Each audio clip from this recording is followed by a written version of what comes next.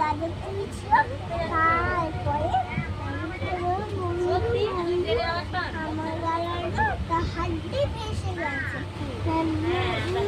কবে তুমি আমাকে বলে মারতে চাইছিলে, আমি বাবা তোমাকে ওটা তুলবই না সামনে। আবার একটা বাদর দেখতে দিয়ে বাদর তখন গাছের গোড়া করছিল।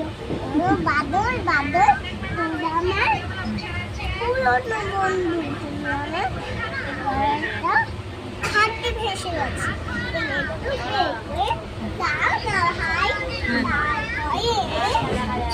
বাদর খাই করার সময় খাচ্ছি, দেখছি না খাচ্ছি, খাই খাওয়ার সময়